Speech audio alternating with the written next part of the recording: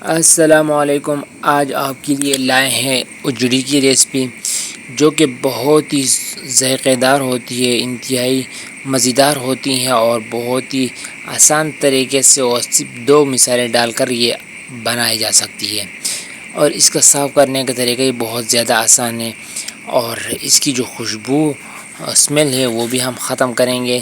تو ویڈیو ہمارے ساتھ آپ پورے دیکھیے اور اس ریسپی سے آپ انجوائے کریں۔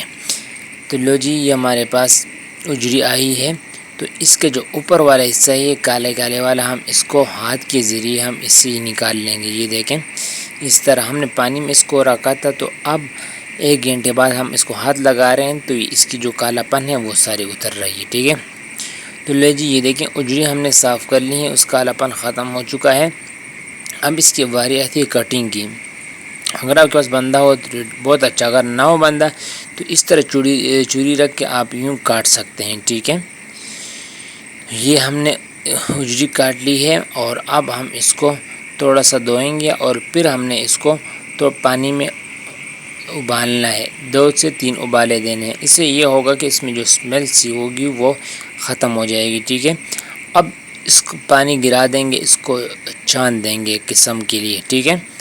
اب دوبارہ ہم یہی کوکر لے لیں گے، اور اسی کوکر میں یہ دھوئی ہوئی اجڑی ہم ڈال لیں گے، اور یہاں پر ہم اس میں 2 مثالیں شامل کریں گے، ثابت مثالیں۔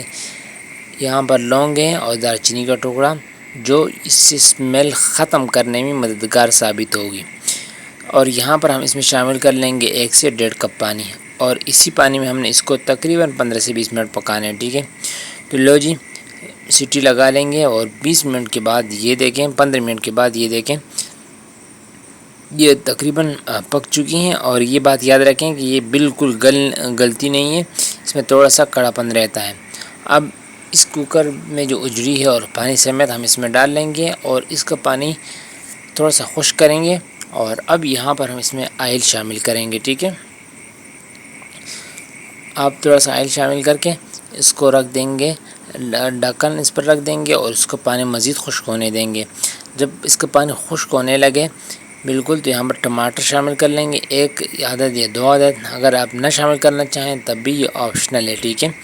اور ٹماٹر کو گلانے رکھ دیں گے، اور اس میں جو مثالیں جائیں گے وہ نمک ہے، فی الوقت نمک ہم شامل کر کے ڈھکن رکھ دیں گے، تاکہ ٹماٹر جو ہیں وہ گل جائیں اور اس کا پانی بھی ساتھ خشک ہوتا جائے، ٹھیک ہے۔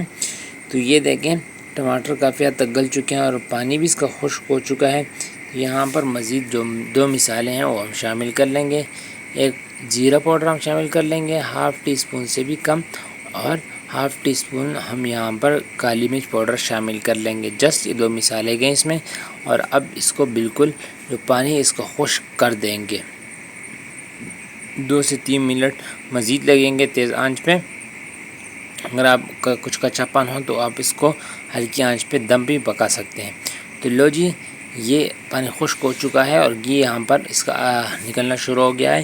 یہاں پر ذائقے کے لیے ہم 2 سے 3 ہری مرچیں کٹی ہوئی ڈال لیں گے، اور تھوڑی سی ادرک، اور اس کو دم پہ رکھ دیں گے تاکہ اس کی خوشبو پوری ریسپی میں آ جائے۔